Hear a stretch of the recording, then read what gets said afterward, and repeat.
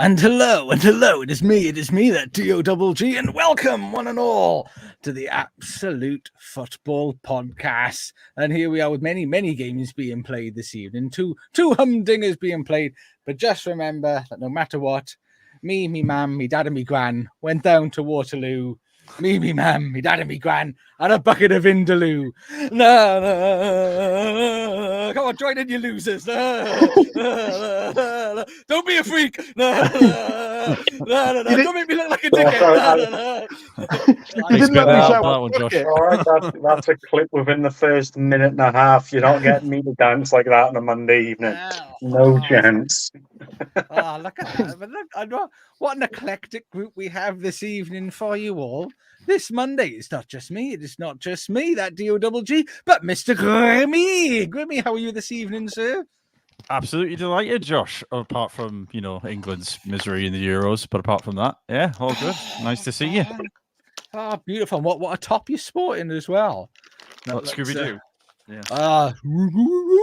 Birthday present from the wife, so yeah. Ah, that's nice. So she's still the wife then. She's not. She hasn't got rid of me yet. No, surprisingly, no. I tell you what a service she's doing to all womankind. Yes, keeping all the use and no one else has to have a go. And that is a beautiful, beautiful thing. And speaking of beautiful things, it is Paul. How are you this evening, Paul? Not too bad, folks. How you doing? Out my comfort zone talking women's football to rant somewhere else. Yeah, well, I thought we have to share it. We have to share the standards of setting things straight. I mean, we need to share that, and the eulogies that come, and the unicorns. People need more unicorns in their life. So I thought, what better way to brighten up a Monday than Paul's unicorns? And that's just how we've all and for the first time ever on the Absolute Football Podcast, Kieran and I are together. Two Welsh, we try to keep us apart so as our awesomeness of two Welsh people on the same pod doesn't explode the internet. But bollocks to that this evening. We're doing it. We're going it whole hog. And not only are we on the same pod, we're like probably less than 20 minutes away from each other. How is the world coping? I have no idea, but how are you this evening, Kieran? They're absolutely bizarre. I mean, as of right now, I'm about 358 miles away from you. But in terms of my usual... Yeah, in terms of my usual location, I'm about 20 minutes away from you. We had found out that where I had studied is not too far away from you. So the fact that we knew that after I had left was always good fun. But yeah, you see, we try and keep it, even amount of Welsh people per show. Otherwise, everyone gets jealous and then arguments start. But you know what? We're being different today. So here we are. I mean, the sex appeal having the pair of us together on a show is just sky high. To try and keep the conversation not dropping into the gutter of just pure smut and lust is going to be very difficult. But we're gonna give it a go. We balance it out by having Grimmy on. Wow! Out of the bad. At least I've got a hairline, Josh. That's all I'll say. I was going to say, 15 all. I'm loving this. You keep going for the next hour. Yeah, no, I'm liking it. The balance is fantastic. He's got some beautiful hair, Grimmy. I got to be honest, I'm loving the fringe. It's reminding me of my university days. How long ago was that? Oh, do you know what? It's actually 21 years ago. I'll leave it there. Jesus, well, that's lovely. But speaking of loveliness, it's Spenny fan Chris in the chat who's currently watching Croatia.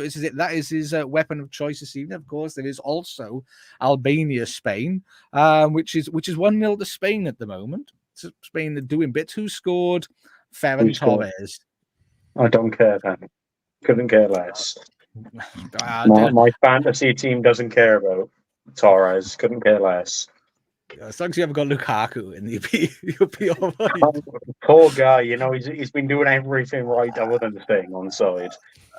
He's banned from scoring, and not just Spenny fan Todd. There's Spenny fan Todd, Spenny fan Chris, and Simon Todd. That who else is in as well, and Simon's probably not that far away from Paul this evening, sort of in physical preference and where they are. I mean. I don't give you a address away, Paul, or anything. I was going to say you could come over, he could join you and give us a wave and that, but We won't give pause. Fans, we've got to All represent. You'll have all the WSL Arsenal fans around your house if we tell everybody where you live. And I'll just wake up to 20 people in Arsenal shirts stood outside going. Right then, you tosser. or Mark Skinner. I might have Mark Skinner's face. There'll be pitchforks, torches, all the lot outside your house.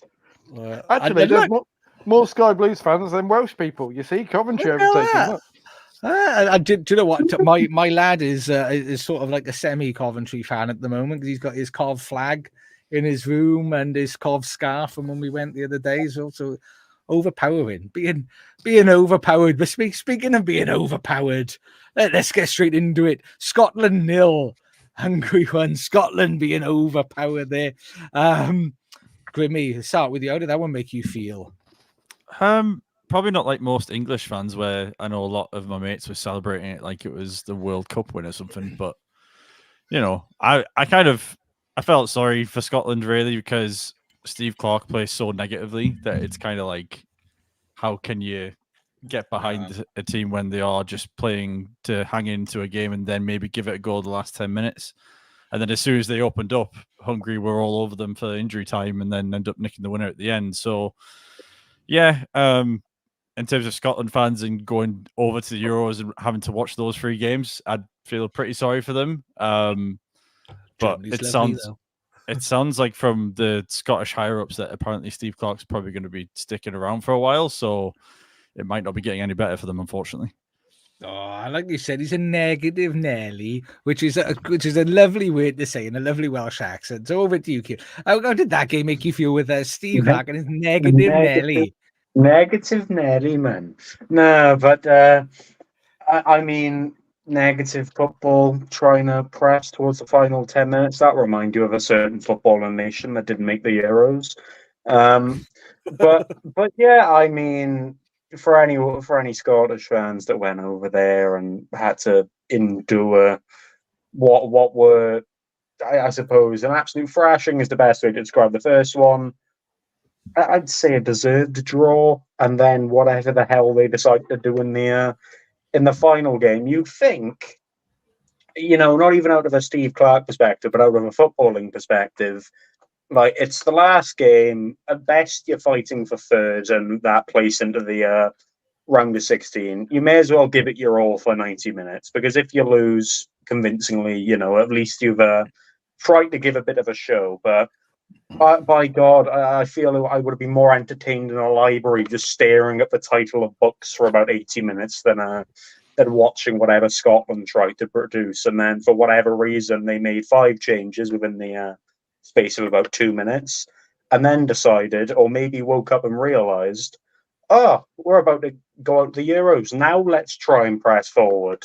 While we've had gaps opened up in the final 15 minutes leading up to this, we will now push forward and commit every man forward and open ourselves up to an easy counter-attack. And yeah, I mean, credit to Hungary. They absorbed what was absolutely no pressure for about 80 minutes and then absorbed pressure for about 15 minutes. And got it down the other end, didn't they? But yeah, I mean, poor Scotland fans, because that was a nightmare to watch. It was like watching Wales in one way or another, just bad.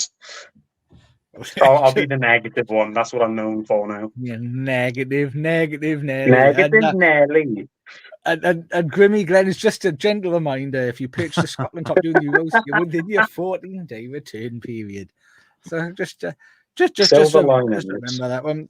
Simon's got a Scottish family, so we didn't like him to go, but we did see podcast favorite Big Shanks, but not enough Big Shanks.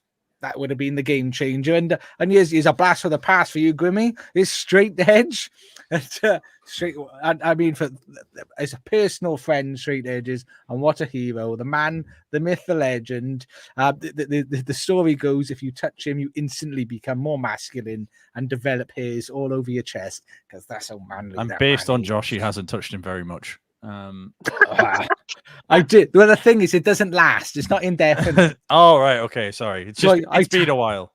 Yeah, I touched him. I puffed out, and then it's He's been a going. while. He's going through a dry spell of straight edge. Dry Yeah. spell of straight edge. It's a So dry, it's quite dry a dull edge edge at the minute, yeah. dull, dry edge. But it was dull football. I mean, Paul, how did that game make you feel?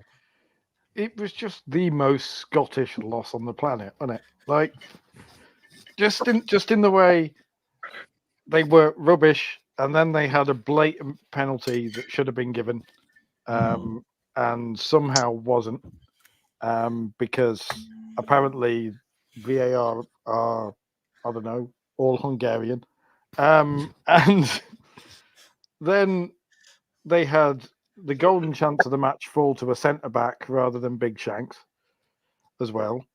And Grant Hanley couldn't score if his life depended on it. You know, he couldn't score in an establishment of ill repute. And so It's not as easy as it sounds. what to score? I don't know. I'm saying no more. It's oh, you weren't talking about Grant Hanley, right? Okay, we'll move on from that. But yeah, maybe he hadn't paid his subscription or something. But either way, he missed that, and then Hungary sat off up the other end, and you knew as that ball was going across, you knew that it was going in. Like, it was just one of those. All of Scotland is just going there, going, "Oh shit!" Like, what are they saying? Listen, oh shit! Get the fuck. There you go. No more Scotland, no more party. Yeah, we Hungarian shite. No, sorry, there you go. What was the song? You know what song I'm talking about? The one that was on YouTube like a couple of years ago. Well, what, in Scottish? I can sing in Scottish. If you get me 500 miles, I can sing in Scottish, but no, not that one. You know, the one that one of the players did for like his stag party or something. Oh yes, sir, I can boogie. There you go. Boogie woogie. I can boogie woogie. All night long, hen. No, if we've got any Scottish viewers, they probably will like it. See, we wankers. I'm getting told off because my partner Kerry, she is Northern Irish, but she's Ulster Scots, which for anyone who hasn't heard Ulster Scots, it's basically drunk Glaswegian. So it's like even I'm waiting for a plate to come across the room. it's even stronger than that. So I can do like the odd word. But I've already had a shout from the other room. You can't do the voice. Oh, this has done really well for the football podcast. Well done, guys. You cannot do the voice. You can't do the voice, fella. Straight Edge agrees. He thought he's cheating to a football part. So far, we've had you. Straight Edge gives you hairs on your chest. And... It just going in, and then Scotland losing, but. The best bit about that game that I enjoyed was Martin Adam. Did any of you see the Hungarian striker they've got on? Yeah. Was that the number 9? That was the number 9. Yeah, it was absolutely immense. He looks like a bouncer. Absolute beast. That man definitely owns an axe. Like, yeah. There's several. Several. He just spends his training regime is just chopping down trees and killing bears with his bare hands or something like. He's killing bears with bears' hands. That is as manly as you get. I hope he's killing bears with his Hungarian hands, but there we are. Killing bears with their own hands because he's that. He's like he's holding their own hands around their necks. The bears are going, "What are you doing? Oh my god!" Are they speaking in Scottish as well? But Hungary aren't going through. Let's face it, because I very much doubt that they will be one of the 4 best teams. So even if Scotland had won and it would have been very Scottish to win that, go through, and still be one of the 2 teams of 6 that didn't go through to the next phase. Just sad times. Sad times. Oh. Incidentally, the opposite of sad times. Look at that. It's Charlotte. The very epitome of the opposite of sad times. It is Charlotte. I hope you're doing well. I mean, and straight edge there. He's right on the money. Yeah, hasn't watched any Scottish football, but surely the 31 goals from Big Shanks meant he should have started at least, especially in the Switzerland game. When he came on, he looked decent at times. I agree. Better than Shay Adams. I agree. But this is Scottish football. You know, I could probably get 10 goals in Scottish football. Just so, you know, but between us, we could probably get 40 goals in Scottish football, especially if we're playing for Rangers or Celtic. Like, just kind of, you know. I'll just sit on the edge of the box, man. I'll be attempting 25-yard screamers. I might get about 4 goals from 600 attempts. 3 of those being deflections. To be fair, I'd try it. If I tried like 2 25-yard screamers in a game, I'd be knackered. I finish up the warm up and go down the tunnel and say I need a break. Like I guess I'm blowing out my ass. What have you done, Josh? I've kicked the ball twice. Walked out onto the pitch. I walked onto the pitch and it was sunny as bits. I'm done. Is it true that if you ask who's playing striker for Scotland this evening, they tell you, well, what time can you turn up? Like they just laugh. It's like striker up front for Scotland. No. And Sam agrees. Big Shanks was too late. Get your shanks on. Get your shanks on. He was get your shanks on, head. Get your wee shanks on. Yeah, for God's sake. It's like an episode of Still Game, isn't it? We're just like Ramsey Nesbitt does football. Do you know what? You're showing your age now. You with me, Paul? You with me on the Ramsey Nesbitt? Yes. I'm not the. I mean, let's talk a little football. 18 minutes live in this show, probably about 10 of it is talking about Shanks and Scottish accents. Come on. I mean, it is. That's what I've noticed. I don't know if anyone else has picked up, but the teams that are actually doing well and putting points in the board, the teams that actually attack. The only teams I haven't really seen attack has been Scotland and England, ironically. I mean, for Scotland, I mean, Grimmy, you and Kieran seem to be flying the flag more for the footballing conversation, whilst Paul and I are just making a mockery of people's accents and nationalities. Well, we'll get back to the football now. Yeah. Just 5 minutes, and then we'll be back to the. We'll do some entire we'll be doing the accents now, and you got to talk the football. Last Big Shanks thing, he was supposed to sign for Coventry last off season. And he didn't, and we got Hadji right instead. So I think we came out on the better end of the deal with that one somehow. You can't come out the better end than Big Shanks. That's impossible. Oh, he's got a good end, Big Shanks. But Scottish football, Grimmy, what do you think they could have been a bit more aggressive in regards to actually making an attack at some point? What could they have done differently, do you feel, in regards to the players that they had available?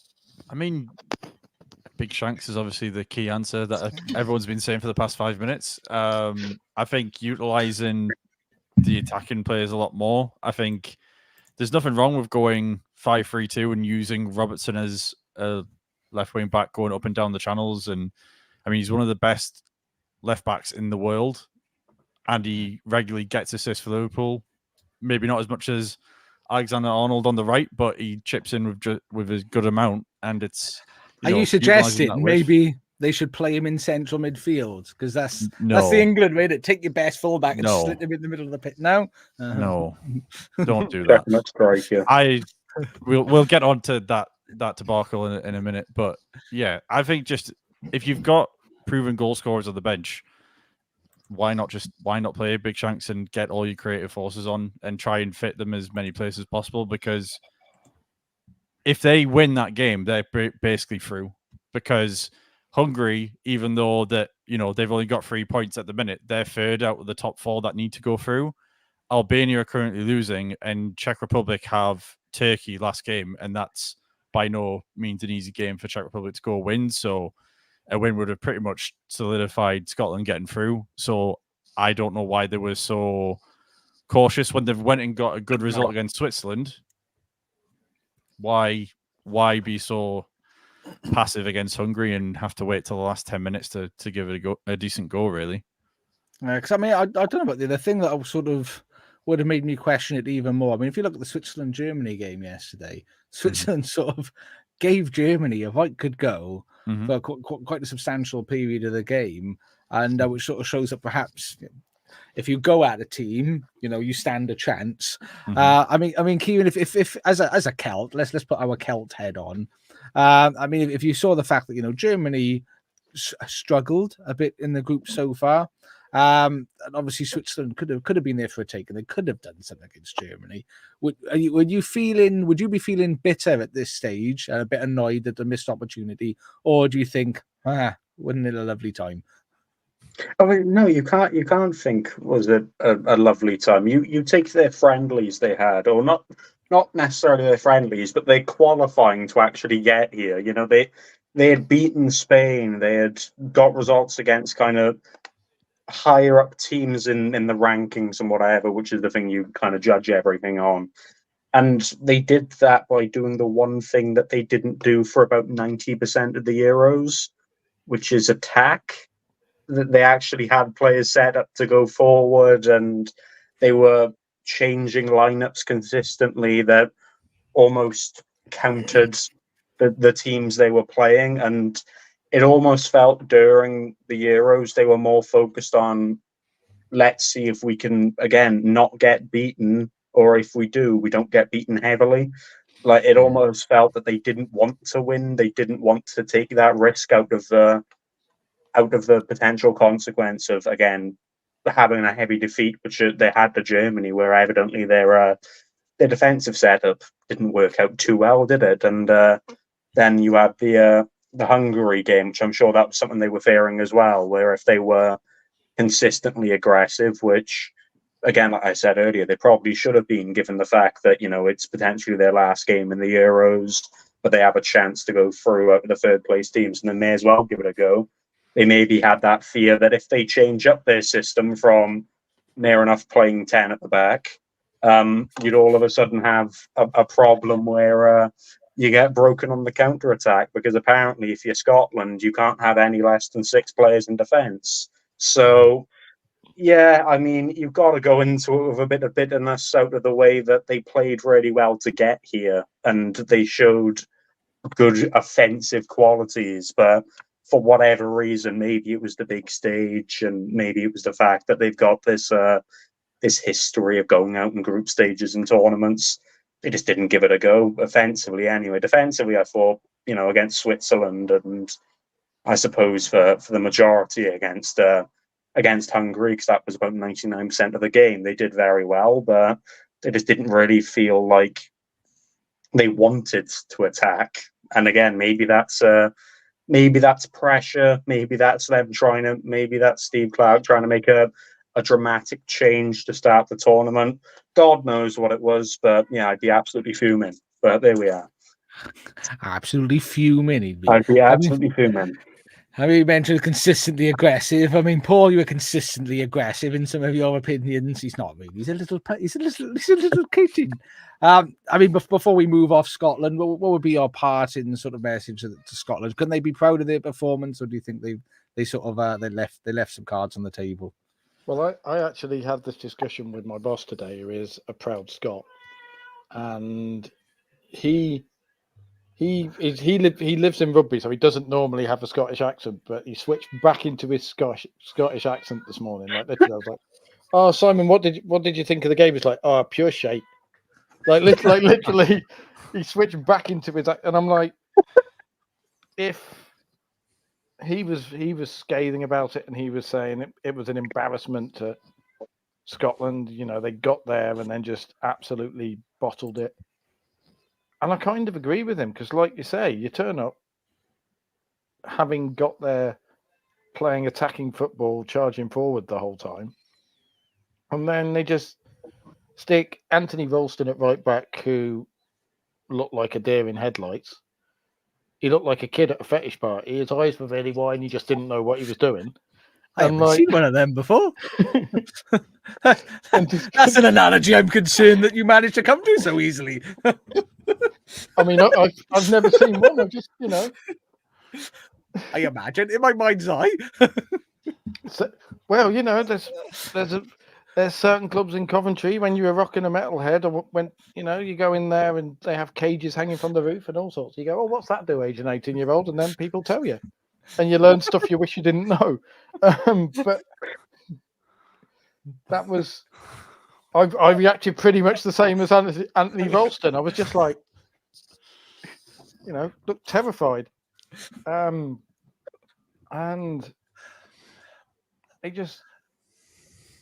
they lost Kieran Tierney, who's a left back. I don't know why he plays left centre back for Scotland. When even the pundits are going, the whole Scottish system is basically so Kieran Tierney and Andy Robertson can play in the same team, and then Andy Robertson gets injured, and they still don't change the system. Sorry, Kieran Tierney gets injured, and they still don't change the system.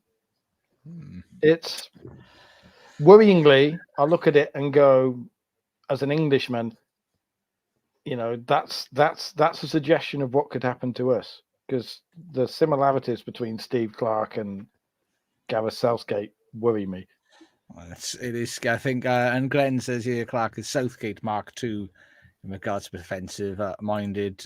Simon is questioning the wisdom of having both you and I on the same pod. I don't know why. I don't know what that means. It's very found Chris thinks getting smashed 5-1 didn't really help, but I mean, again, it's a defensive football. I mean, and I think, Kieran might agree with me. I mean, if when Wales get to a tournament, when it happens again, which it will do, I'd rather go balls to the wall and have a go and get smashed to pieces than try and be like, ooh, we might squeak a result. Balls to that. Let's just have a go. I mean, look at Georgia. Georgia turned up, everyone expected them. Look at Albania. Both of them are turned up. Everyone expecting them to get smashed. And they've just turned up and gone for it. And won a ridiculous amount of friends on the field, whereas Scotland have turned up. And yeah, you've got the Tartan Army off the pitch and everyone's saying nice things about them. But they've all gone for a holiday, which was ruined by football. And that's the sad thing about it. They've gone for a drinking holiday with a football problem. Yeah,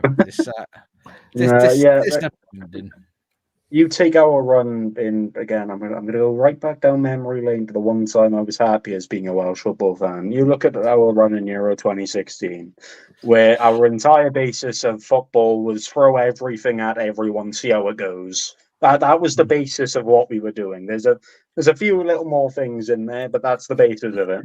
You look at the last time we qualified for an international tournament, we'll say the bloody Euros, because who cares about the other one.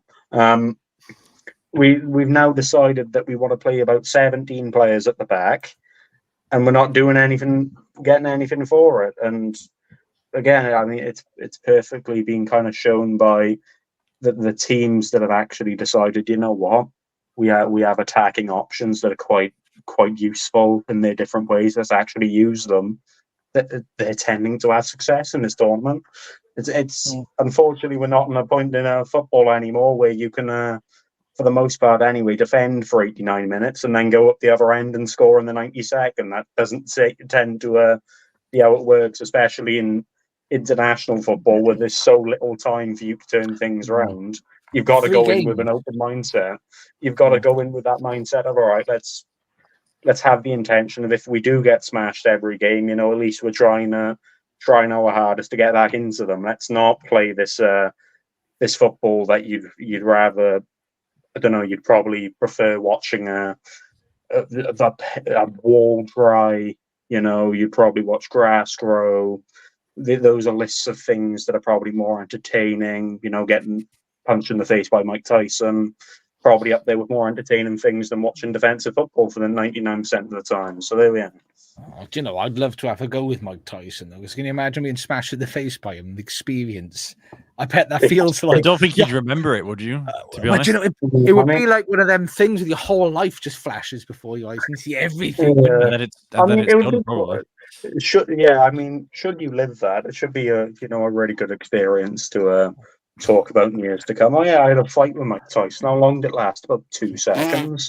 Punched once and that's it. Yeah. I saw a guy who jackass decided to go and get punched in the knackers by Francis Ngannou for fun. Yeah, I And, mean, like, why would you choose to do that? Like, you know, is that like a contract you've got to sign? Like it's probably consenting? still more fun than watching Scotland, though. That's the thing. Yeah, again, yeah, it's more entertaining than watching Scotland. At least you feel something out of it, right? Rather than just complete misery. I know that the Scottish fans probably felt a lot of things at the end of that game, probably just not the right Well, feelings. did they feel getting punched in the bollocks by Francis Ngannou? Maybe not, but Yeah. if they want to, I think there's a contract for that somewhere. I mean, at least the pain from being punched by Francis Ngannou is temporary. You know, watching Scotland, you know there's going to be more of it. It's like being repeatedly punched in. If you find out that you're being punched repeatedly in the balls by Francis Ngannou, like for the rest of your life, that must be like watching Scotland. Do you know what? I'm assuming there's a lag here. Because Simon said it might improve my looks, and I don't know whether you talk about me getting punched in the balls. I don't know where you're looking. I think it was referring to when you got punched by Mike Tyson in the face. Oh, right. Oh, that makes a bit more sense. I hope he was referring to when you get punched by Mike Tyson. Otherwise, Yeah. I don't know. I imagine he'd shave some years off otherwise. But I mean, talking about being punched in the balls repetitively, Romelu Lukaku for Belgium. Let's change groups, change gear, get back on talking about football. The man who's banned from scoring in this tournament. I mean, Grimmy, if Belgium though still doing bits. Yeah, I mean, who've they got last? They've got Ukraine. I mean, that group final day is going to be probably the most entertaining one to watch because anything could literally happen when everyone's on 3 points. But yeah, it's a strange one. It's a strange one with Belgium. I watched the first game against Slovakia, and whilst they dominated, it was kind of they did have 2 goals chalked out from VAR. I can't remember if it was offside or something else, but they didn't look that convincing to me. And then the second game against Romania, they looked a little bit better, but again, I still wouldn't be 100% against the idea if Ukraine were to pop up and nab a point off them. But yeah, Belgium are a weird one where I feel like they should have done a lot better in tournaments than they have done. But they've still got a good squad and they'll probably get through. But I don't think they'll go too far in the tournament. And Lukaku's just an enigma that keeps on giving, really. I just think he's because he's like in theory, he should be good. Because he's big, he's fast, he's strong, he can finish. There was, again, I've had many conversations about Lukaku, but I think the decline of Lukaku started at like the second year when he was at United. And he went from being well-built Lukaku, who clearly hit the gym every day and was doing his fitness work, to I can't be arsed with this anymore. I want to go away and not play football anymore. Lukaku, who sort of beefed up and looked like if he went for a sprint, he'd probably need some oxygen at the end of it. I know he had a couple of decent seasons in Italy, but apart from that, I don't think he's been doing that well recently. So, yeah, he's a strange one, Lukaku, because he feels like someone who should have scored hundreds and hundreds of goals, but just never hit those heights. I mean, especially in that Belgium squad that he's been in over. I can't remember how many years. There's been quite a few where they should have really done bits. I mean, in fairness, Martinez, the Southgate of Belgium at that time. He's at Portugal now, and they're doing fine. So I know. Don't worry, we'll get on to that in the Turkey game because I enjoyed catching that. I mean, Kevin, it is the most bizarre group in regards to I can't pick out a sort of standout team. Belgium should be edging it, but they've all sort of much of a muchness. I mean, what are you feeling for this last game? Oh, it's bizarre, isn't it? Like we already said, it's probably the most entertaining group out of quite literally any kind of result of combination can happen here. But no, I think it should have been. If you look at this group and you take away all the results that have happened, you go, all right, Belgium are first. You potentially then go Ukraine, go second. But then you've got, all of a sudden, there's a bike going past. Oh, nice. I thought it was just Josh's stomach, to be fair. But there we go. Yeah, maybe he's off to Belgium to teach Lukaku how to stay on side. But no, I mean, like, Belgium have always had this stigmatism of having a golden generation, but not actually doing anything with it, or not anything of note anyway. I mean, probably the most thing of note is that their entire team got turned by Harrobs and Kanu. But I mean, you've got Ukraine, who started off really poorly, and I would have probably said Romania might have finished last in the group, but of course they pulled off probably one of the more convincing results of this entire Euros. And then I don't understand what's happened with this group. I mean, you've then had Slovenia they've been good and crap in the space of a few days. And you've got Romania that have been good and crap in the space of a few days. So, I mean, I'd like to say Belgium sneak a win against Ukraine and top the group, but then again, do you convincingly put Ukraine to kind of back down and not have this mindset of we're playing a team full of world-class players on paper and we're finished? I don't know, but I suppose on this last day I'll pull my thumb out and I'll go, you know what, we'll be optimistic. We'll say Belgium win the group, because I think Lukaku will find his shooting boots and his onside boots soon enough. And you know what, we'll go Romania to finish second, because you have to have something different, innit? Oh yeah. I mean, Spenny fans hoping Ukraine go through. I mean, Paul, in this group, I mean, are you feeling any team in particular? Are you feeling Fabrique Belgique, in the words of Del Boy, or? Belgium and Portugal are the two teams that I just really dislike, like on a visceral level. And it's, like visceral. Yeah, just. And Nancy agrees. Viewers of the Women's Football Podcast will be familiar with Nancy. She keeps coming in and yelling away. So if you hear her, that's who that is.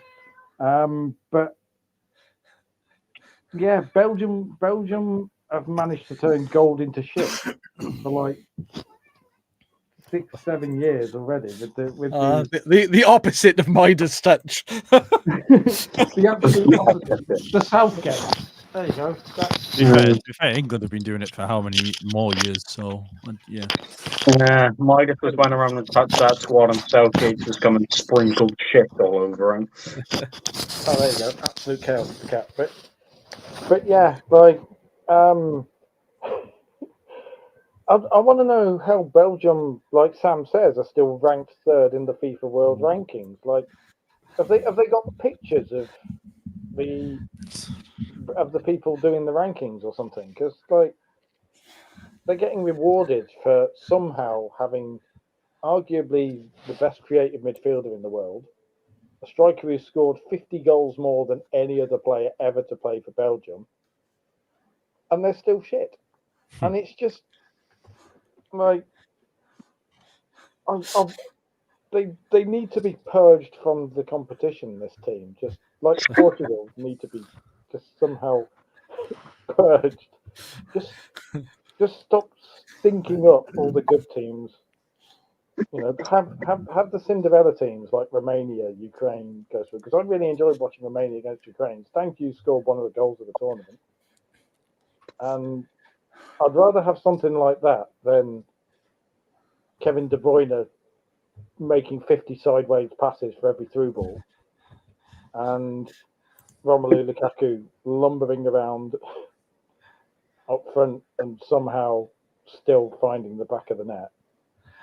I really enjoyed his assist. I did for that first goal against whoever the last game that they played. Was it Romania? He just stood there like a beef, like, give me the ball, bosh. There you go. No. I thought it was great. I loved it. He just gets hammered into the front line. He's just. Belgium could easily put him up front, have 10 players in a wedge behind him, and just push him through the defence like Mighty Ducks or something. And just, kind of work their way through like that, because I just don't understand how a team that talented can be that boring. in fairness, I mean, again, they've had Martinez as their manager for a long time, and he sort of made sure that there's a limit. He was like, "This is how we did it at Wigan." He's got the best agent in the world, hasn't he? Yeah, but at least he did all He right. won at an Wigan, FA didn't he, Cup, for a I'll good have you while? know, I was about sir. to say he won an FA Cup at Wigan. At least he did something with them. Beating Man City in the final. Yeah. He's turned about one of the best teams on paper in the world of all time that are somehow ranked third when you've got Germany in 19th or something. He's somehow turned that squad into an absolute pile of shit. Like, I'm convinced any team in League Two could give Belgium a good go because they're crap. Can't play football.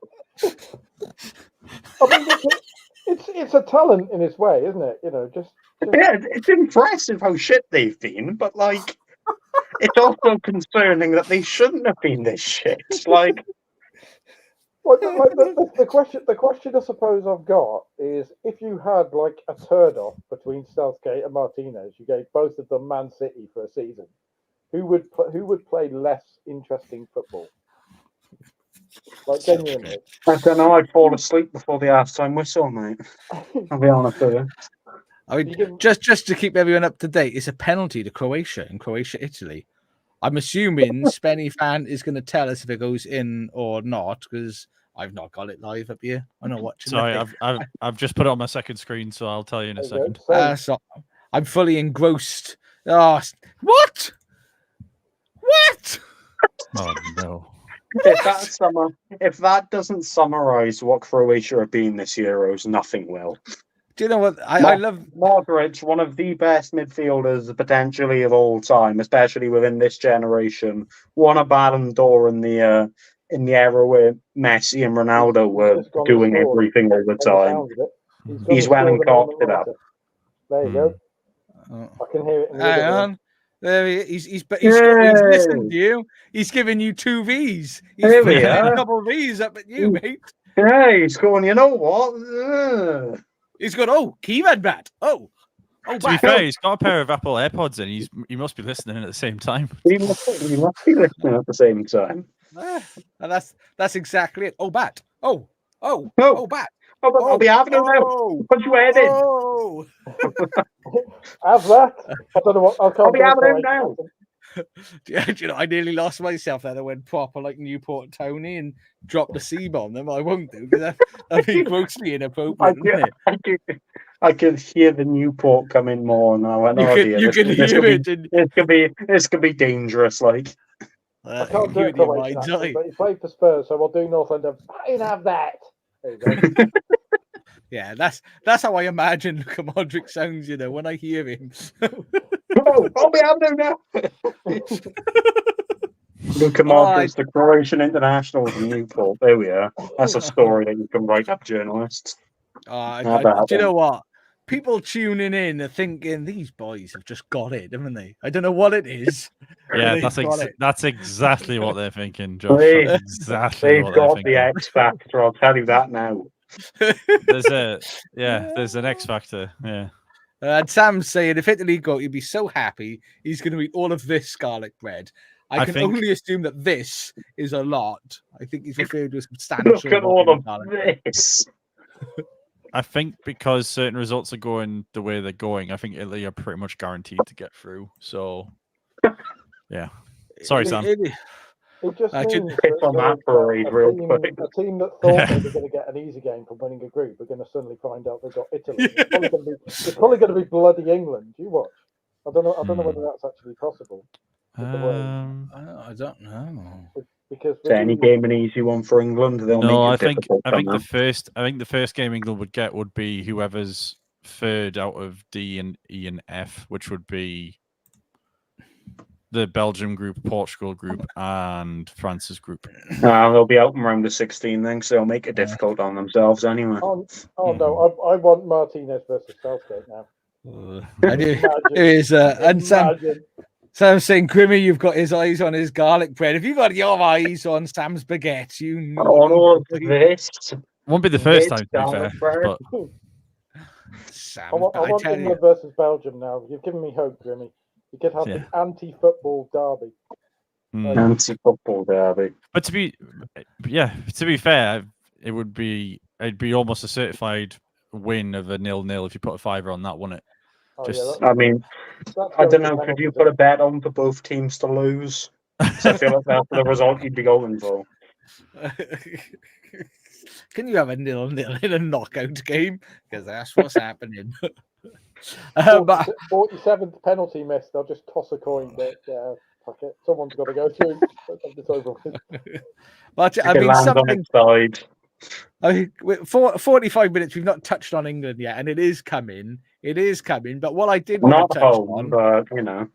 while we're talking about Belgium and their football being destroyed by Martinez, Portugal, on the other hand, play 1-2, goal difference of +4, and my favourite own goal I think I've seen scored in quite some time in the Turkey game. I mean, I don't know if you caught that. I mean, Grimmy, talk us through what was your commentary on the Turkey own goal? I can't really talk you through a commentary. I think I can tell you what my facial expression was. But that was about it. I was just like, what is going on here? The defender going for the no-look pass back to the keeper, who isn't there. I know my guy's there. I don't even need to look at him. Wait, what? But yeah, that was something else. That own goal. It was stupendous, wasn't it? I mean, but Portugal, you gotta give. I mean, I'm giving Ronaldo some props. Actually, I think he's been fairly selfless and quite a team player this tournament so far. I mean, oh, here we go. He made a right turkey of it. No.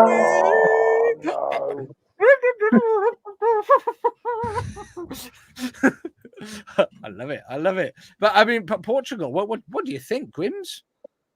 Yeah, I mean, they're doing what they expect to do. I think if anyone said they weren't getting 9 points out of that group, I think they would probably be kidding themselves, really. I think Ronaldo's probably heard some of the press going into it of, oh, is he going to be the grenade that ends up blowing Portugal's tournament up? And he's gone, okay, I'm just going to pass it at every opportunity and be a team player and look like Mr. Positive on the pitch. But I'm sure when it gets to the knockouts and it gets a bit tight and they're like 1-0 down with like 10 minutes to go, he'll start flailing in his arms like good old Cristiano likes to do. So yeah, call me cynical, but I've seen this before where he plays the nice guy for the first part, and then Act 2 he comes out and plays his usual arrogant, selfish self.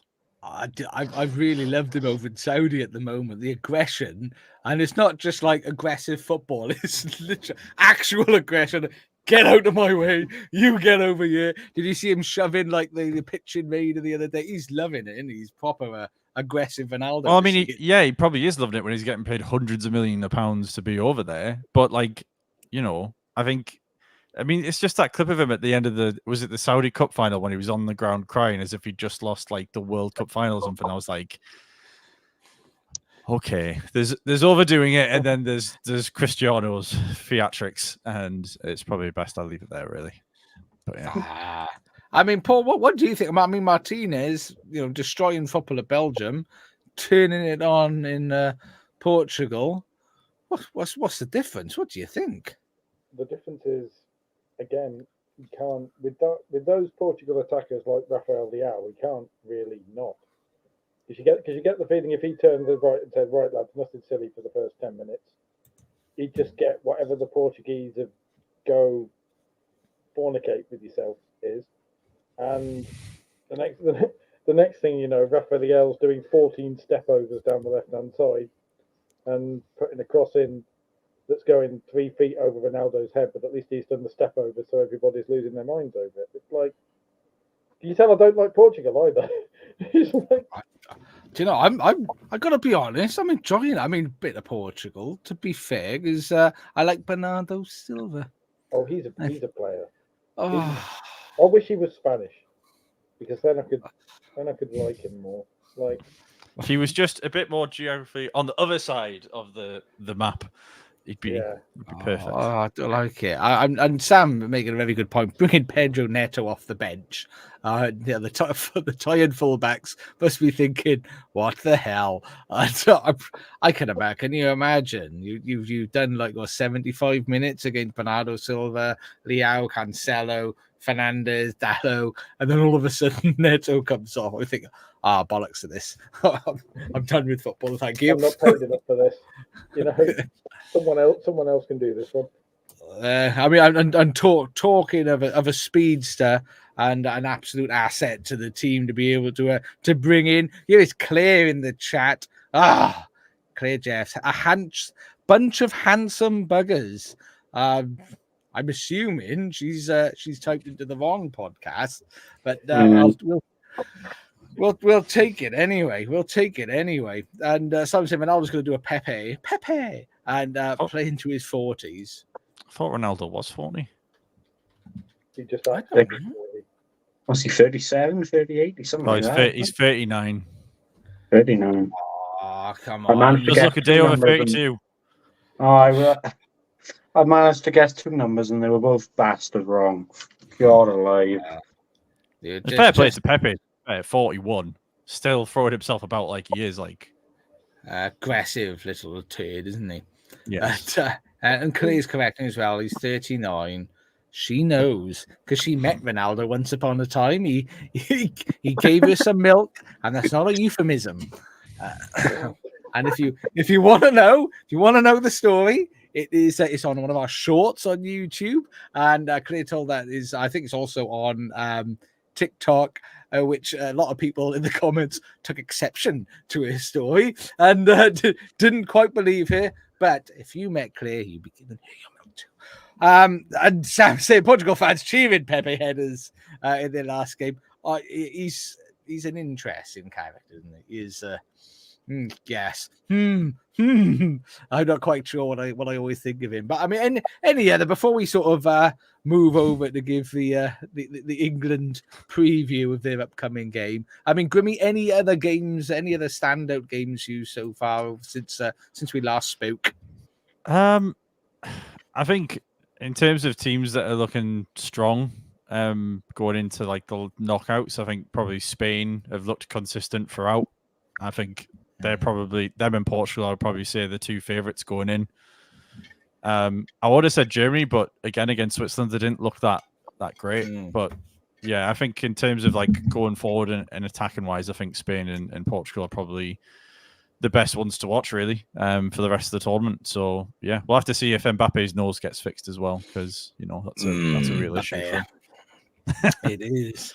Indeed. I mean, Kieran, any standout games or teams that you would like to mention?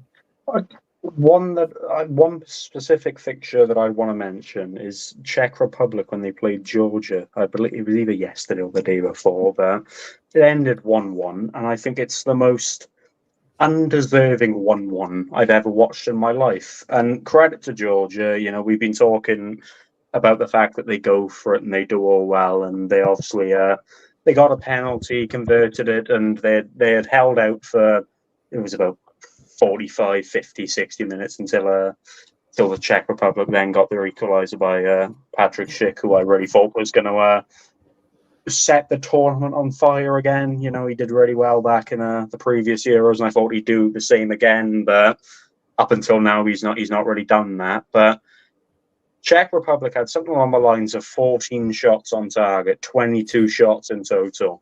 How on God's green earth they didn't win it? Because some of these shots are probably about 8 yards away from the keeper.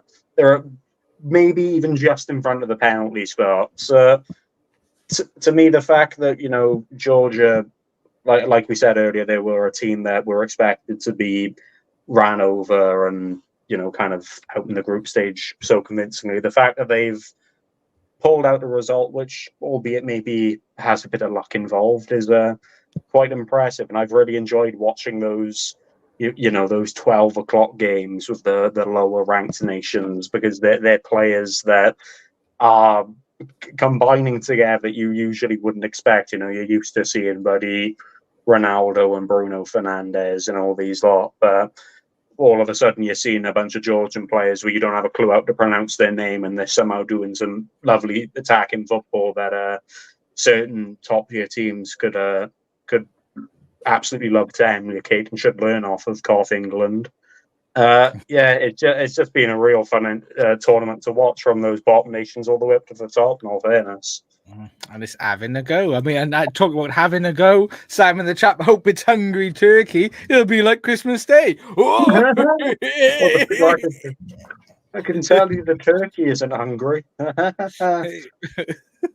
And Claire saying it's just noticed Grimmy's in his PJs.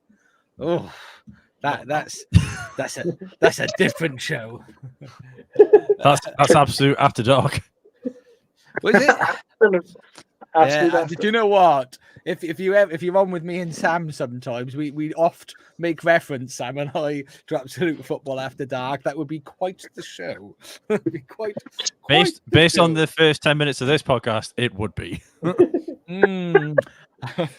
you know what? Sam and I once did a show. We did some hosting for a show that wasn't being recorded or going out live. All right, okay. We both partook in a few beverages, and I tell you, the commentary on that was interesting. Dare I ask what the show was called?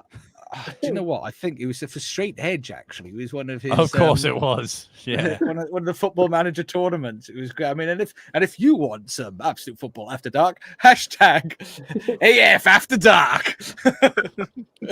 That could mean so many different things. We may as well start making Absolute on the piss up as well. That might be an alright show. OTP. Publicising. Absolutely on the Raz. Hashtag AFOF. I mean, Paul. I don't know. People think the OF is something entirely different, though, aren't they? They won't. That's, yeah, you know what? May as well chuck that into the mix as well. Yeah. Can you imagine the money Kevin and I would get? Yeah, the money that the Welsh tenors. Yeah, tenor. You know what? We've already got the branding of this. Maybe this might have to be in the you, Josh, you should probably just make it chip in what you want to put in. So if you give me 10p, I'll take it. Don't make it a tenner. That'll put people off. Pay what you think it's worth. I want some dollar. Is that going well in the exchange rate right now? I don't know if that's what you want. Look at these moves. I mean, who wouldn't be paid for these? Newport have transfers they need to make. All right, we'll have to go from there. And show off that nose hair, Josh. That's what the people want. I'll do the goth thing. Apparently, goth is very big right now in certain areas, so I'll appeal to that crowd. With, the eyeshadow and the metal. If you appeal to that, me and Josh will appeal to the Welsh. We'll appeal to the ladies. Maybe we'll appeal. We'll appeal to the ladies. The ladies and the men who like men. No, here's what we'll do. We'll just make a podcast where we speak overly Valley-ish. We'll just start saying, "Oh, come here! I'll punch your head in, son." Let's not just have that and nothing else in the background. Grimmy, you have to find your own show idea, Mush. I'll be honest. I'm sure Josh has got about 50 ideas of me waiting. So yeah, we got ideas too. Something about that Scooby Doo already rung some bells to me. That's it. I mean, the potential with Grimmy on the show is just endless. I mean, look at that face. How can you not do wonderful things with a man that handsome? How can you not? But I mean, before we'll get it. Claire thinks Q will appeal to the miserable buggers. Hey, I'm sure there's a category for that somewhere. There'll be a niche out there, I'm sure. Yeah, for the male Jews. But you've got all these celebrity OnlyFans fans who appear on Twitter for certain clubs. All these girls who do that. There's got to be one for blokes as well. We'll do that. We'll go the other way around. I'm sure people use exactly the same website for that, but there we are. Yeah, subscribe for us to stop. We'll make a fortune. Spend whatever you think is worthy for us to stop and never speak again. The less you pay, the more we do. Christ, have a grand, just bug off. I mean, football, Euros. Paul, before we go on to England, I mean, is there anything that you wanted to say about the Euros in general before we move on? I mean, I've been loving watching the little teams, but also, I having done the job myself, tend to rant a lot about commentary, and I still think that ITV are practically committing a war crime by inflicting Sam Matterface and Lee Dixon on us. But that's it's. I want to shout out the really good commentaries because I don't know if anyone saw Turkey versus Georgia, but Guy Mowbray's commentary on that, he was absolutely on it.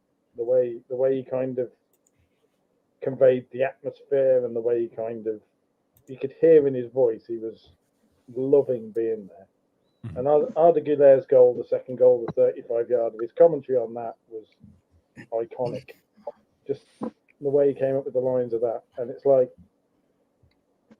I look at that and I think, why are we having to suffer certain commentators sometimes when you could just put Ali McCoist and Seb Hutchison and Clive Tilsley on every ITV game, and Steve Wilson and Guy Mowbray along with anyone of about 3 It could be worse. It could be Andy Townsend.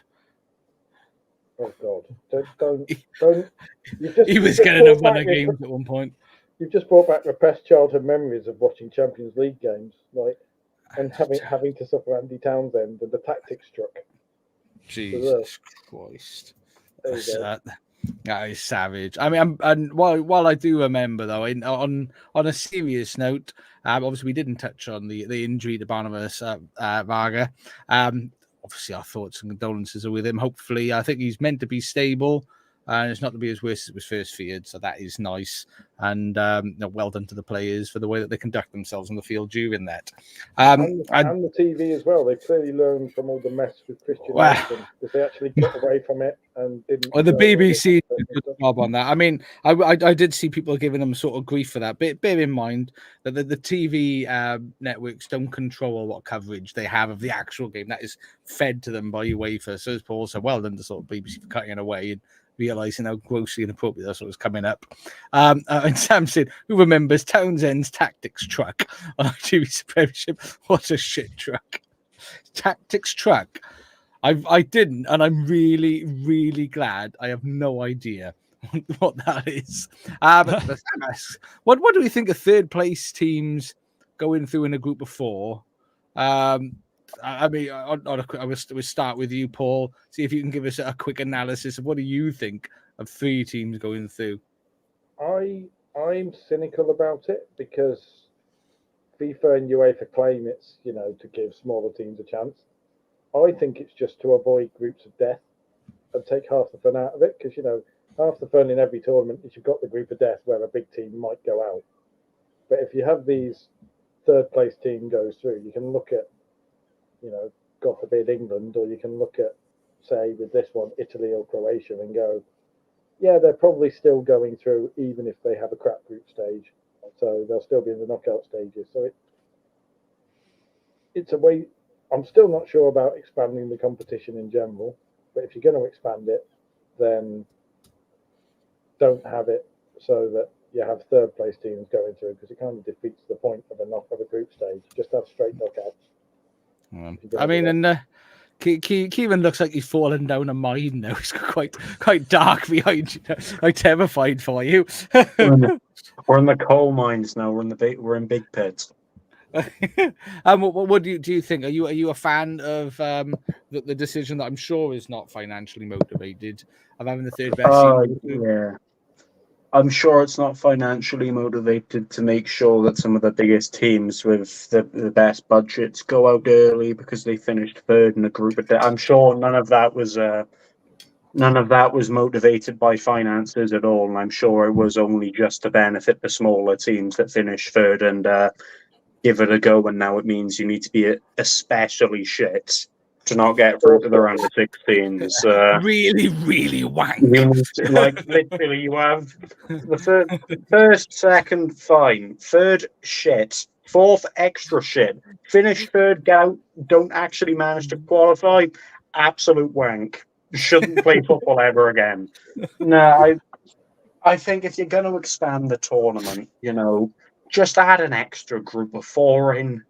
Don't add this third place potentially go through shite, because like Paul said, it defeats the purpose of a knockout group stage format. It defeats the purpose of top two go through, other two bog off, and at least then you don't have the the absolute shame of if you finish third and don't qualify, you're actually the worst team on the planet up there with. So, I mean, let's be fair. I mean, as much as you can you can partly understand their reasoning. Let's be fair. There's more of a deep down motive of that, and it's the usual motive when we talk about football, and that's money. So there we are. Dollar bills. I tell you, what I've noticed at the moment, me and Grimmy are both beautifully lit, and I think Kieran and Paul are in different sides of the same room. Yeah. Well, if the thing is, the issue. Oh, with this turn on world- the big light. Yeah. Well, here's the Oh, issue. Paul. Here's the big light. I'm gonna go turn on the big light. You're gonna notice that this room doesn't light up anymore at all. Where's the big light? This is They change riveting. pivots the riveting TV, just football decides telly. to light up. There's the big light. Are we happy now? It does now. Do you know if you I mean, it's balance still better your than what head, it was. Oh wait, if you balance your head just right, it looks like you've got a it's got a halo. phone torch. Ah, who is that? That's my lovely partner with Oh, a. you got your yeah. bird with you. Ah. Indeed, I do. I Look, tell you now what. all of a sudden I'm lit up beautifully. There we are. What a patient lady to be Yeah. able to let you do this for like an hour and a bit. You I salute you, young lady. I salute you. Probably enjoying the break. Probably. Yeah. Well done. You're probably enjoying the break of not having to speak to me for an hour. He is quite autistic. Yeah, that's not wrong. I am too. I'm allowed to say that. I am too. You're a spicy tribe. Yes. Yes. It could have been worse if it was my wife. She would have said, "He is an arsehole." And He she'd be is right. Okay, well, all right.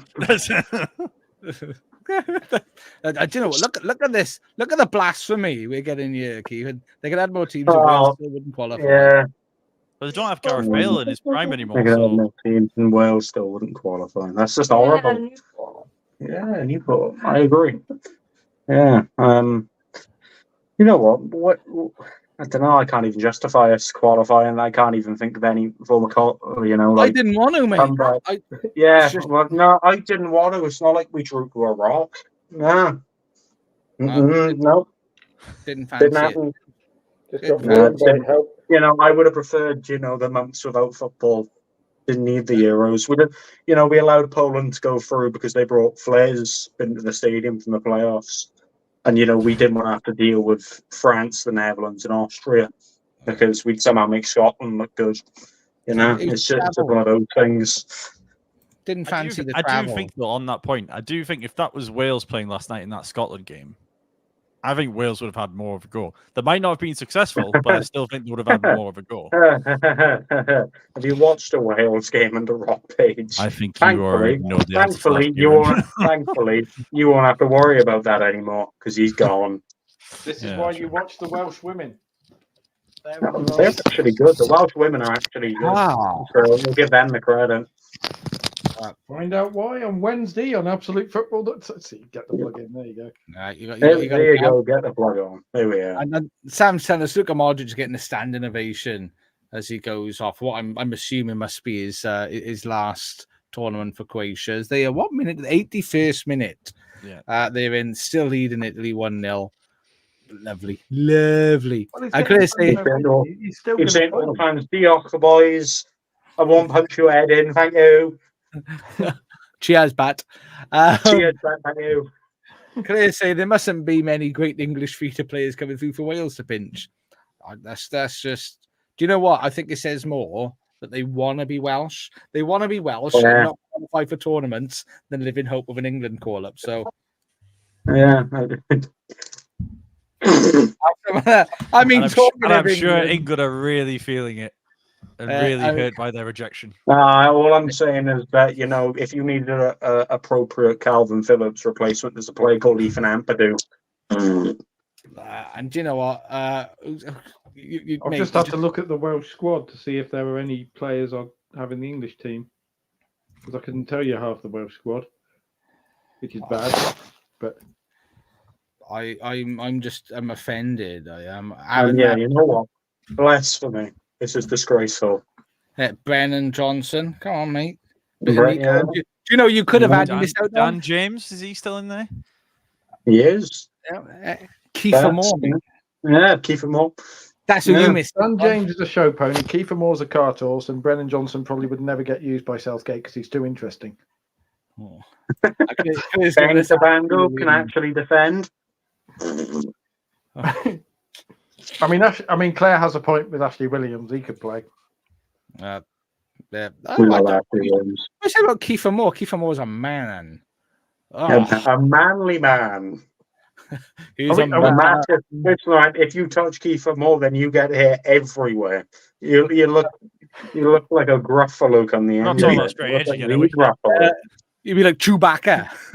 Me and Grimmy Exactly. just looking at each other through the screen, going, "Are we on like Welsh football after dark or something?" Yeah. Well, football after that. No, I'll tell you one thing about Chris Gunter. They're coming up with some sexy show ideas here. Chuck Norris, he's a manly man. Grimmy, bring us back to football conversations. So England are playing a game. Is it tomorrow? Tomorrow. Yep, 8:00 tomorrow. Oh, Slovenia, what are you feeling? What's your score prediction? Come on, Grimmers. I'm gonna say 1-0 to England. Oh, Grimmy. Oh, it's so what's your prediction? vintage. Kicking my neck out. It's exactly. It's an England win. Oh, Nobody does 1-0 more convincingly. yeah.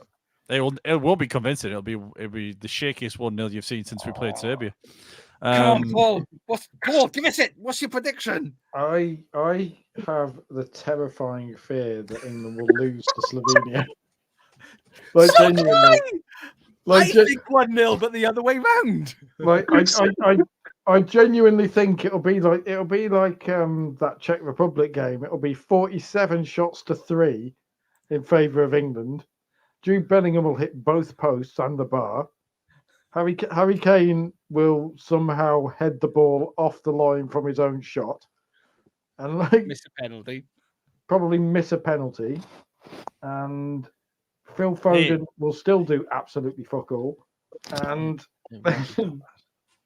then I'm feeling like a Wally in the Brolly moment against Iceland. That's the game I'm envisaging. Honest, I don't know. Iceland. But Lewis Dunk on goal. Shopping, guys. He's going to change it up. He's going to take Foden off, bring Gordon on. No, he's not. And then still say to Trent's Gordon, not gonna drift out play. wide and do nothing. He's still going to say to Gordon, don't be a free roaming player that gets in behind. Instead, stay out on the wings. Harry Kane will score a hat trick. Conor Gallagher own goal. Oh. Because they've made a big thing about him coming in. Yeah, sorry, go on, Paul. So they've made a big thing about apparently the master strategy is to take out Trent and replace him with Conor Gallagher, who's Trent but shit. And it's like, I gotta be. I mean, I will say on the Trent has been statistically one of the most creative players for England in this tournament. Is that a That's compliment not saying to a lot, Trent? though. Yeah, But but it's is that a been compliment to Trent or an insult to the rest of the England That's team? not saying a lot. Like he'll hit ping passes. That doesn't make him a better creative player than somebody else. He just is able to hit a pass that someone else can't. The difference is he's passing forward. Like, No. yeah, I true. understand you were both English here and you don't understand the concept of forward playing football. But basically on the opposite end of the field to, the goalkeeper Jordan Pickford who tends to have the ball 99% of the time. There's an opposite goalkeeper. Pretty much your objective is to get the ball forwards to put the ball past that goalkeeper. I understand the concept of it, but it's interesting to me that it's a Welsh fan telling me this information. But do you know what? The pearls of wisdom from Kieran, because do you know how a game is decided? Tell him, Kieran, how is the game? Toss of a coin? I don't know. The game is decided by a goal. there you go. That's my words of wisdom. This is like asking Paul Bowden to teach us penalties. Yeah. There you go. There's a Welsh dig for you. I mean, Throw that one in there. they're saying that the Trent experiment is not working. I mean, to be fair, I agree. Putting one of the world's finest right backs in an attacking team into a central midfield position, who would have known that wouldn't work? Who would have known? Stop it now. Stop the record. Stop this now. Like, he's not one of the world's finest right backs. He is. I'm sorry. He is. He's one of the He world's is. best passers of a ball. I'll give you that. But as a right back, As an attacking right back, statistically, he was one of the best right backs in the league defensively last season. Not attacking, defensively. Yeah, but You he's know, not Carl I will Walker, is say- he? I'm not going to say, I'm on not the entertaining Trent this side. discussion. My big thing on the Trent side is, and we'll brush past it then, is the reason he gets so much shit is because we play so much attacking football at Liverpool. It's so easy to see him get exposed. But statistically, he's one of the best. But if you watch the games all the time, he's not as bad as everyone makes out. And there's a reason why he has such better stats than everybody else in that position. I made a point to in another football podcast I was on the other day. Whoa! You do other football. Well, podcasts. you don't name other football podcasts. I didn't There's name no it. others. I didn't name it. Yeah, crucial difference. You can't be I going said on that- different football podcasts. That's not how it works. Disgusting. Yeah, I Yeah, know. says Cleveland, who's got about 20. I made the point that That's if Trent was irrelevant. playing, if Trent was playing 20 years ago, he would be a right midfielder, not a right back. Well, he still wouldn't be the best in the Premiership. He won't be the best in the Premier. Well, 20 years ago, David Beckham would have just left by then, I think. So it's technically. Yeah, and But you get I the suppose the point. Beckham rest is of better. them would have focused on eating hamburgers instead of training. So, I mean, maybe he would have been up there. Especially as an actual athlete, he would have been, top. And you He know would what? have been at least top 2. I will task you all next season. Watch him at right back. When? Because old Arnie Slot, he's going to pull the whole team back a little bit. He's not going to have the kamikaze high line as much. I think when he pulls it back and there's a bit more defensive solidity, watch him play, and then you'll think, do you know what? Actually, Josh is a But genius. if he's not as Watch far him. up, how is he going to be as creative? Because that's what everyone tells us Trent's good at, and he is obviously. He's a great assister, but if he's having to actually stay in right back, what's he going to do then? It doesn't, He has doesn't matter exactly where you the put same him. problem as Lucy Bronze in that he's not a very good defensive right back, but he's playing in a team that doesn't want him to be a right back. It'd rather he was a midfielder. But again, look at his stats for interceptions, successful passes, headers. All of his defensive stats are probably one of the best in the league. Can I ask a genuine question though? How often does he play for Liverpool in central midfield? Well, this is the thing. I think once. I think I've seen it happen. Right. So why in God's green earth is he getting played there for the national team in a position he Because- doesn't even play for his club? Obviously, Southgate knows better than Jurgen Klopp. I mean, Klopp's only won every single cup that is available in management, and Southgate relegated Middlesbrough. Yeah. I mean, when you put it like that, But I mean, it's not. I don't have anything. I don't have an agenda against Trent, but I just don't understand why he's in midfield when you've got Wharton and Mainu. Just play them. Just play them. But you know what? He's got players he wants to play. He wants to play Foden. He's got this fetish for Foden, and obviously going to play Bellingham. Do you know what? I think the Foden thing's more media than it is actual Southgate wanting to play him. Well, I mean, but if he wants to, though, take the right back out of central midfield, put this one of your two midfielders in midfield, and then put a left winger in the left wing position. I mean, Personally, I would have started the midfield three. I would have had is Foden being the furthest of the three up the pitch, and then it's Bellingham and Rice. 100%, and then you can have. Josh, are you telling me that if you play players in their actual positions that they play for club, it tends to work? Is that what you're telling me? It's almost like it makes sense, Kieran. It's weird. I know. Yeah. It's like these players that do the same thing like every season, play like 40, 50 games every season in this position. Mm-hmm. They will do better in that position than they will in the 3 games that they'll do in this completely unknown role. It is mental. And Sam's, this was, here we are, Sam's point. Why is he talking about Calvin Phillips in interviews? Hello. I don't get that at all. I understand it to a degree in that they don't have like a holding midfielder, a defensive midfielder. But comparing it to What if not the having a names they used? Calvin Phillips replacement, you can say, "Oh, we don't have a defense." Oh, you could say, "Oh, we don't have a defense." A player who is naturally a defensive midfielder. But saying that you do not have a Calvin Phillips replacement is a bit odd. I'll be honest with you. We've got Declan Rice, but Declan Rice, the guy that went for 100 and whatever million to Arsenal, that just had a stellar season playing in the central midfield role, you can hold a game. Do you know what? It's not him. It's not him that we need. It's this guy that was all right at Leeds and went to Man City for a bit of money to hang around and do nothing, and then went and bombed out West Ham. That's what you need. And Calvin Phillips wouldn't have made the Welsh team this year. He wouldn't have. We wouldn't have wanted him. Mercenary. Wouldn't have.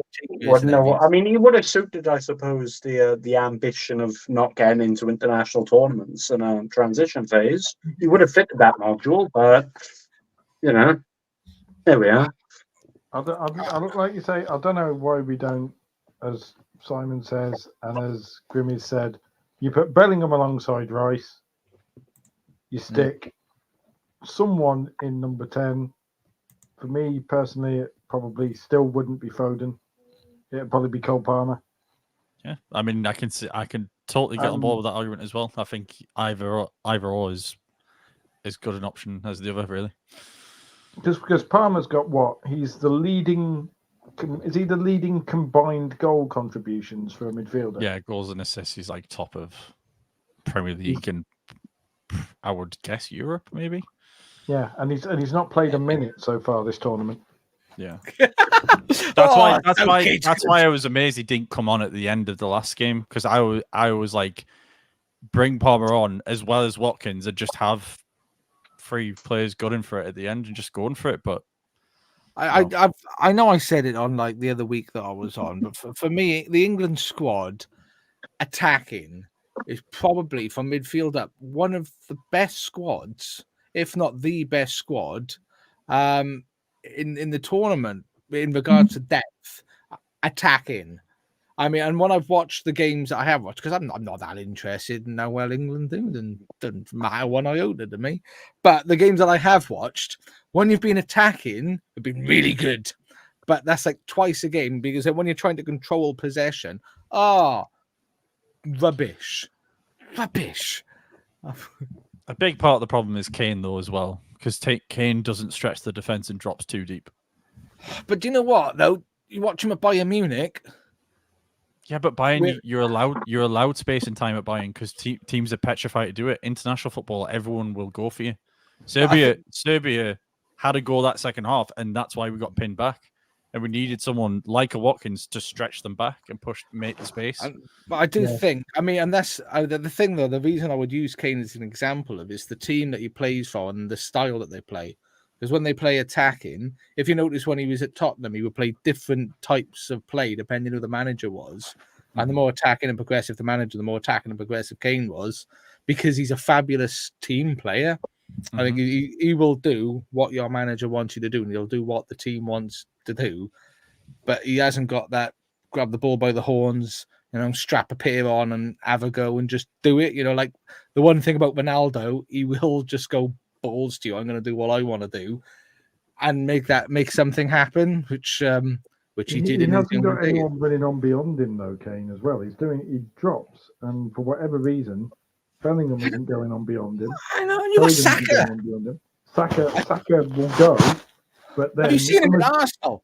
It's almost as if he starts to go for the first 15 minutes, and then Southgate has a word and go, "Oi, Bukayo, behave a bit." Wind your neck in, lad. You're looking dangerously attacking progressive football. We don't do that here. Stop it. This heat map, we're going to turn the green red. That's what he wants to do. But I mean, Simon's not a fan. Where's my mouse gone? Simon's not a fan. I think, as Claire has said many times, she's not a fan. Where did she say? There we are. She's not a fan. Here we go. Claire said Southgate did a good job of blagging people he's best for the job. Can't wait for him to get the sack. Southgate needs to put the waistcoat back on and take the gloves off, says Sam. The trouble is, the alternative is Eddie Howe. Do you really want Eddie Howe in control of England? That seems to be the major. I don't think he'd do worse going forward than Southgate is at the minute. No, I think he's not like the best man to, I suppose, potentially utilising that attacking quality you've got. By God, you cannot get much worse than what Southgate's done. That's what the celebration was, everybody. Forza Italia! Luca, no! Oh no. No, Italy just spoiling football, and Sam's down goes the garlic bread. Does that mean Croatia are out? No, it doesn't. Let me check because I'm top four. They'd have 2 points, wouldn't they? Yeah, they drew one of the games, so I think they'd be behind Slovenia. So yes, I think. Oh God! Now Slovenia are actually motivated to beat England. See, it's all coming together. Oh, do you know what? FIFA got it right. Oh, UEFA got it right. They're making. No, you know what? These third place group things, I love them. Fantastic. Well, England are already through though because Albania lost, so England can't go out tomorrow. No. That was if Spain beat Albania, then we were through already because we already had 4 points. So what's the point of playing the game then? Bollocks to it. Just don't do it. Yeah, just bin it off. Who cares? Don't have the game. Just like everyone go through. It's going to be a bit like, is it Oprah? You get to go through. You get to go through. You get to go through. This is going to be like Slovenia. Scotland, you don't get to go through. That's the scary thing. No, we shake, man.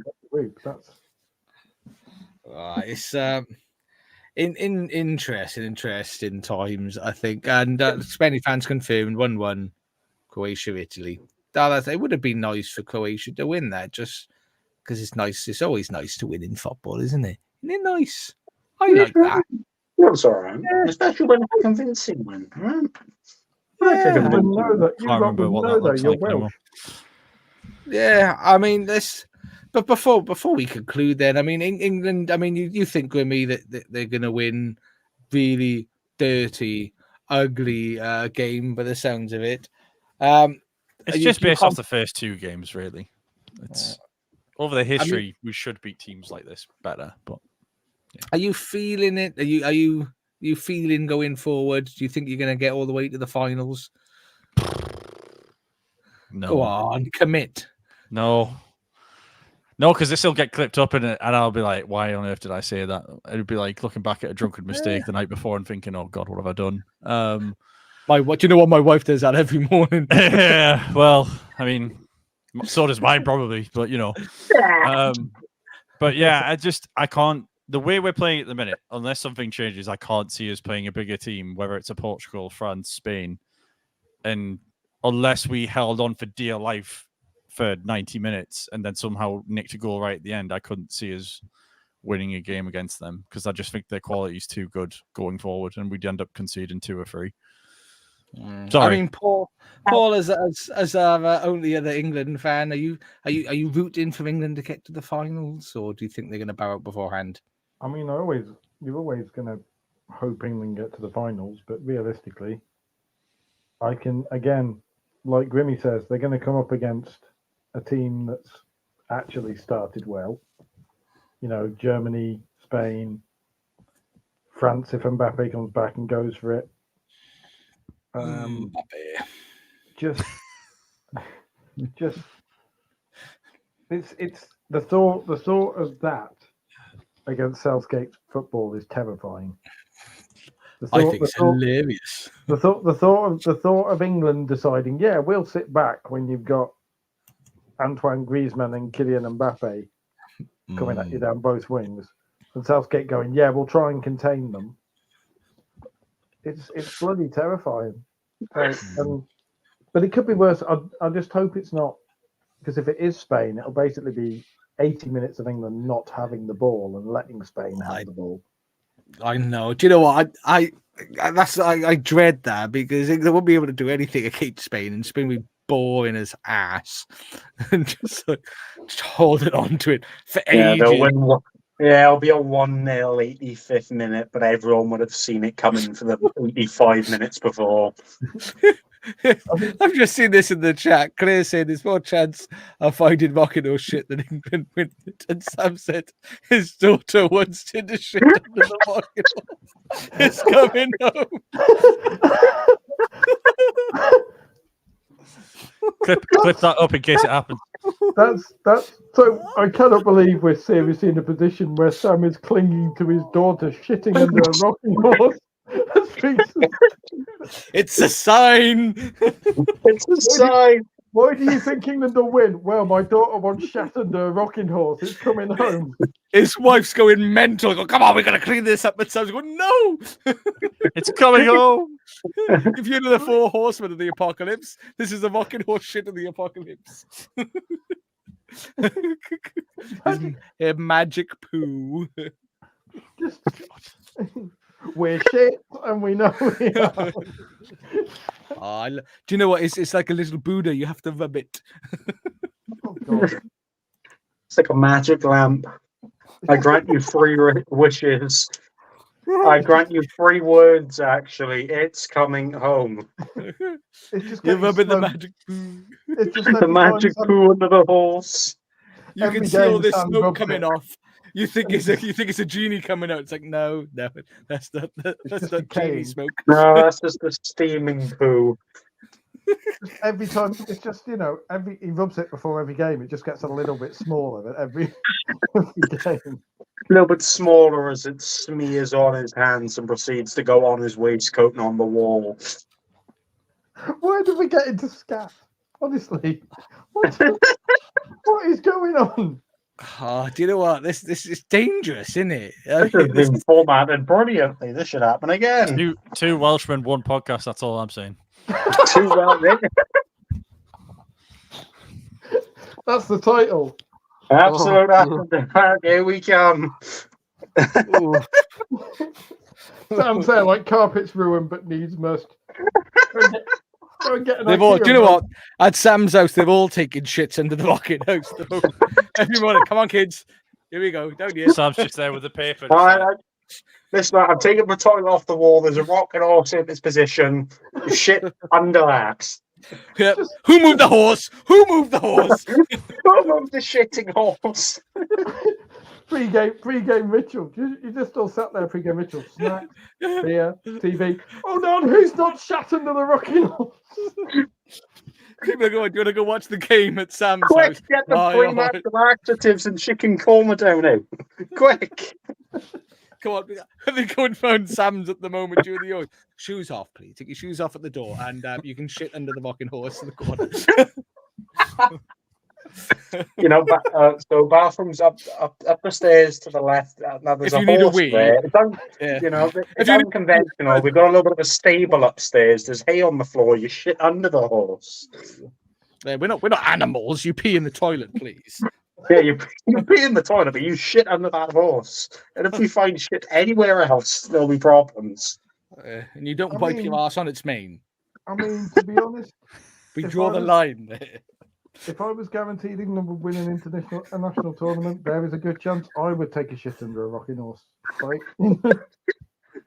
Listen, everybody, the detector on that bog, if anything above the weight of piss, lands into that bowl.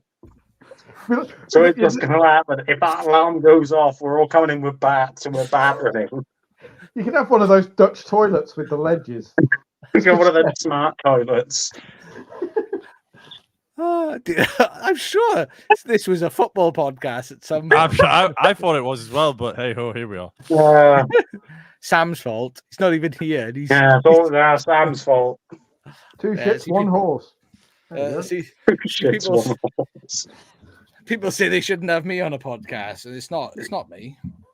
That's not me. You know, it's not us. It's fine. It's Just- Sam. Yeah, Sam's daughter No, shat into a no, rocking horse. No. Yeah, As so a- no, as a- so wait, yeah. So Claire said that there's more chance of shitting under a rocking horse than it coming home, and then Sam replies that his daughter shat under a rocking horse. There we go. What he didn't say was she didn't want to. Whoa. No, you go in here. This is all right. Again, the toilet has an alarm. Hey, It's just descended. what into were we like- talking about?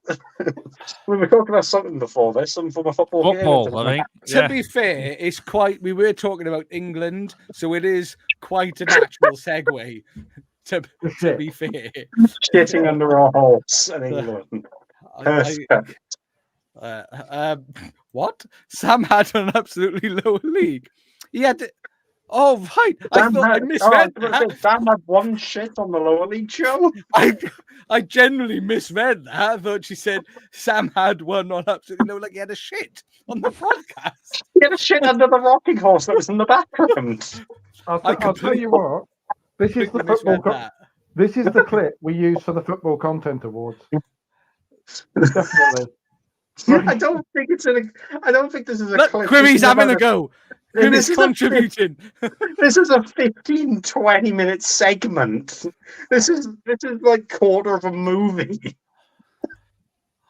To be fair, I've reached the age where it sometimes takes me 15 or 20 minutes. So, you know.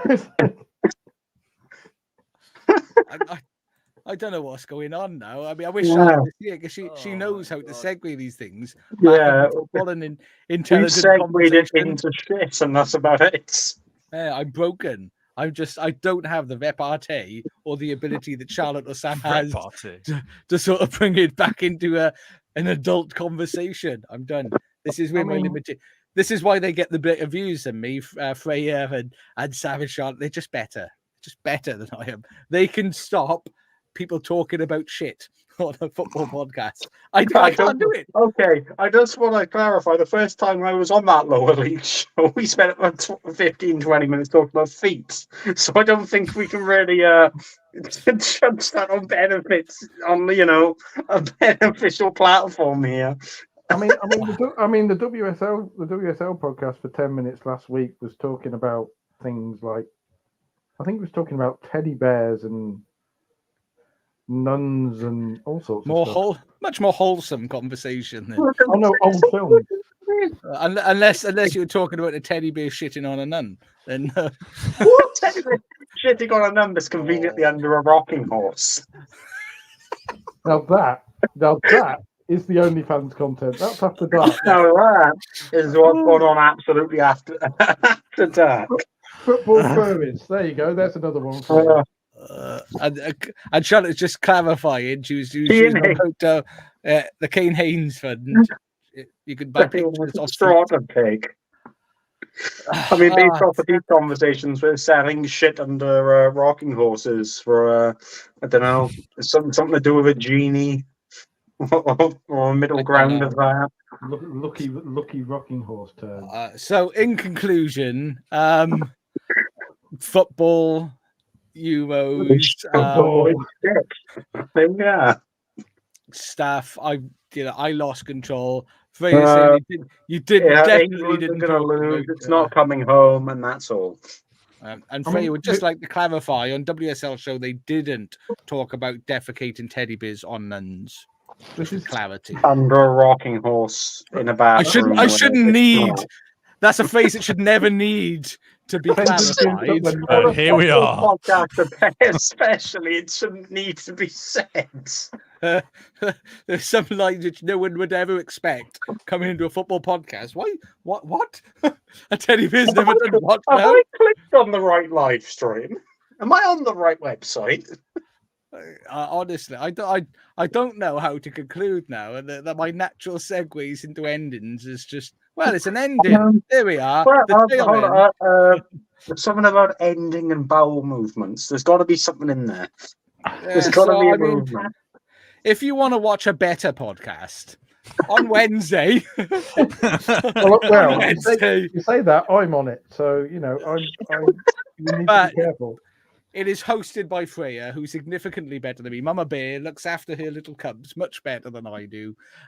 She's an adult, responsible, intelligent, articulate and witty. That is on Wednesdays. The hashtag Team Chaos, absolutely WSL, talking all things women's football and other stuff as well. But what a genuinely fabulous podcast. Please do check it out on Wednesdays. If you want some more of the Wowdy Wabble in tribute to Roy Hodgson, the Wowdy Wabbles are on Thursdays, headed by another superbly articulate, intelligent, well thought out, mature, intellectual, caring, considerate, and all round wonderful human being, Charlotte, hosting the Wowdy Wabble on Thursdays at 8:30.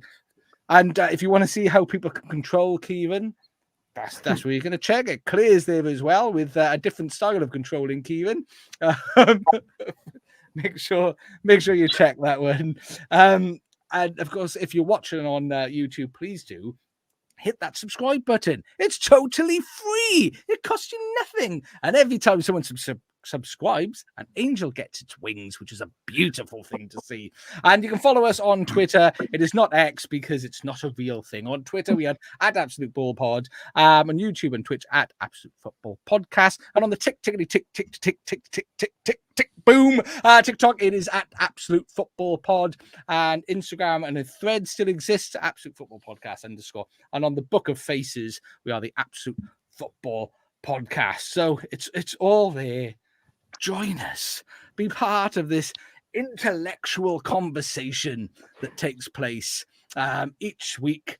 And thank you everybody for joining us. Thank you everybody in the chat.